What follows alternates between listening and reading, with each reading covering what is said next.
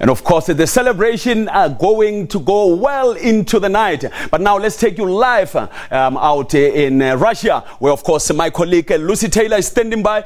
Lucy, just capture the mood for us here in South Africa. Oh, sorry, I didn't hear your question at all, but as you can see, the atmosphere here in Moscow is fantastic. I'm at a sports bar. We have just seen France lift the World Cup trophy, and people here, as you can tell, are very excited indeed. What an incredible final to top off an incredible World Cup, which has been full of shocks and surprises. That match had everything, didn't it? An own goal, 6 goals in total, a disputed penalty. It really was exciting. I have somebody here with me who has been living in Russia for 15 years, he tells me. This is Stefan, originally from Burgundy in France. So Stefan, how are you feeling right now to have witnessed France lifting the trophy? Well, it's difficult to find some words. I would say great, fantastic. We have been waiting for this moment for 20 years now, so I'm very full of joy. It's I can say what I'm feeling now. And what I can ask my friends. And how has it been to be in Moscow during this time? Well, it has been awesome. Meeting with people from all over the world every day. People were hanging around the Great Square in the small streets. It was very safe, very secure, very happy. And I think all the people who were in Russia would say the same about Russia, about Moscow, about the football cup. It was very awesome. Thank you very much indeed, and congratulations on your team's success. Thank you very much. French champion.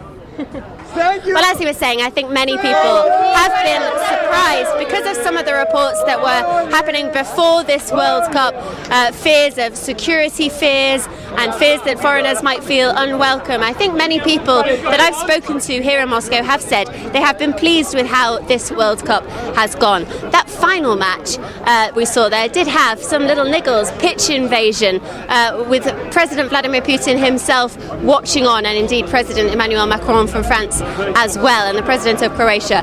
So some little niggles in the very final hours and minutes of this World Cup, but overall people here extremely excited, and this is the kind of atmosphere that we've seen all the way through from the very beginning, and I think these French fans will continue to paint this town red, white and blue for the rest of the night. Lucy, I hope this time around you'll be able to hear me. Have you been able to talk to some of the Croatian fans that might be there? Yeah, obviously Croatians extremely disappointed here, not least because they did really well despite the scoreline. Actually, the scoreline a little bit misleading. In the first half, Croatia were almost dominating, and they were unlucky on a few of the chances, including that disputed penalty. There are also, judging by the people that I've spoken to here at least, quite a few Russians who decided to support Croatia, even though Croatia were the ones who knocked Russia out of this competition after Russia did perhaps unexpectedly well. So I say, judging from the crowds here, there were certainly bigger cheers for Croatia's successes than for French successes. So there will be people who are disappointed, Croatians themselves absolutely dejected. There have been thousands of them flown into Moscow to see this game, and we can see from the scenes in the stadium some of them looking incredibly disappointed. This was their first ever World Cup final, and I think they were extremely hopeful and optimistic. Even when they went down in the scoreline, that's what they've been doing all the way through this competition. Each time they've gone down, they've managed to keep going, fight back and ultimately win. But it wasn't to be this time.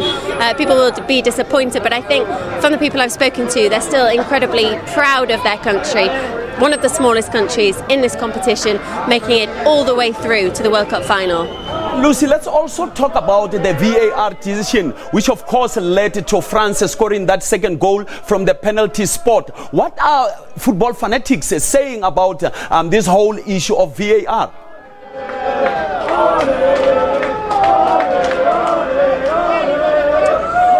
I hear you talking about VAR there, yeah.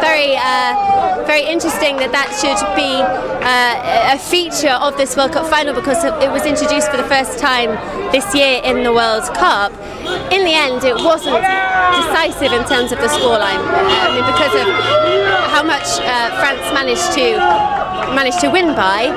it hasn't turned out to be decisive, but it did look for a while like that could be the winning goal, which was decided by a VAR decision, which many people have had doubts over, trying to decide whether it should or should not have been a penalty.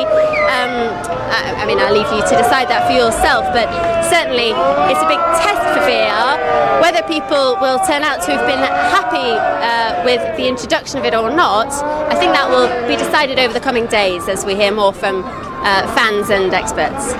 Thanks a lot. Of course, that's our correspondent in the streets of Russia. That's Lucy Taylor joining us, of course, from Moscow, giving us the latest on what's been